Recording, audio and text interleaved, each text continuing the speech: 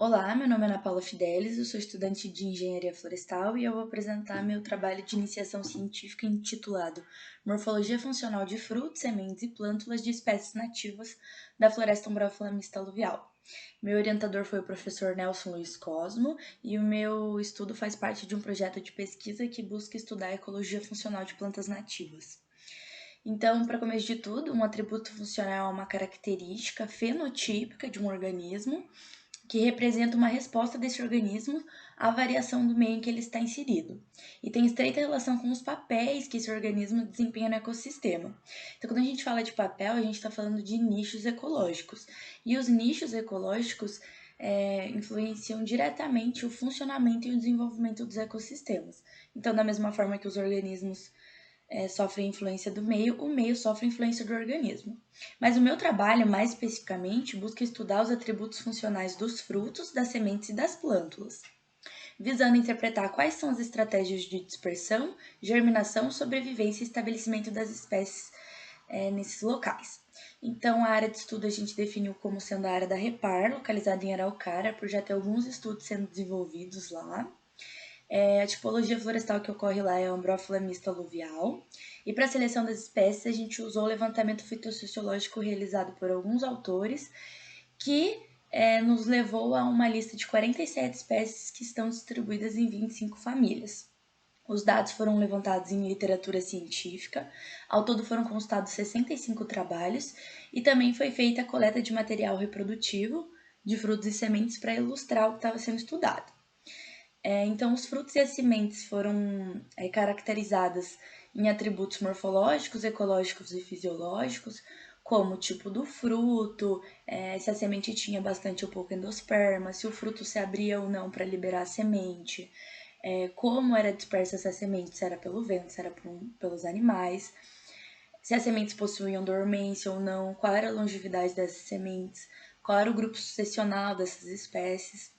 E as plântulas foram classificadas segundo a função, posição e abertura do cotilédone, sendo que elas podem ter função fotossintetizante ou de reserva, podem estar posicionadas acima ou ao nível do solo e se abrirem ou se manterem fechadas dentro do tegumento da semente.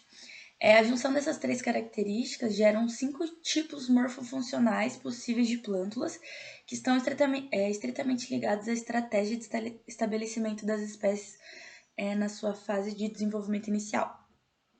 Então, como resultado, a gente teve que o tipo morfofuncional mais representativo da tipologia foi o que no que a plântula fica com o cotilédone aberto, posicionado acima do solo e com função fotossintetizante. Com 60% das espécies apresentando essa característica. E esse resultado ele é bem similar ao encontrado por outros autores em outras tipologias. Quando a gente analisa isso nos diferentes estratos, a gente vê que isso se mantém no extrato intermediário, né, esse tipo morfofuncional. Isso se deve provavelmente ao fato de ter mais luminosidade no extrato intermediário da floresta, então as espécies têm mais autonomia para fazer fotossíntese. E o tipo morfofuncional, que é um cotilédone de reserva, ele tem mais predominância no extrato de regeneração. Isso porque as espécies não têm tanto acesso à luz, então elas dependem mais das reservas das sementes para se manterem ali no estágio inicial. Outra coisa que a gente também encontrou bastante na literatura, principalmente relatado em espécies de mirtáceas, são os cotilédones vestigiais. Então é como se ao longo do processo evolutivo a espécie tivesse perdido ou ainda permanece um vestígio do que seria o cotilédone e passado a produzir um engrossamento do hipocótilo como estratégia para acumular substância de reserva, ou seja, substituindo a função de armazenamento do cotilédone. Então, alguns autores constataram a presença abundante de amido nessa região de engrossamento, o que embasaria essa tese. Outra coisa que a gente percebeu é que a maioria dos frutos dessa vegetação são frutos carnosos que não se abrem para dispersar a semente e do tipo baga. Isso leva com que a dispersão que prevaleça é do tipo zoocórica, feita por animais, até porque os frutos carnosos, eles são atrativos para a fauna, né? E quando esses frutos não se abrem, eles dependem da ação da fauna, sendo que os agentes dispersores mais citados foram as aves. As considerações finais do meu trabalho é que as porcentagens de ocorrência dos tipos morfofuncionais, elas não se diferenciaram das encontradas em outras tipologias vegetais e nem entre os estratos. Tem sim uma diferenciação que eu apresentei, mas ela não é tão significativa. Então, deve ser buscado analisar em conjunto outras características funcionais para explicar o nicho ecológico que essas espécies ocupam.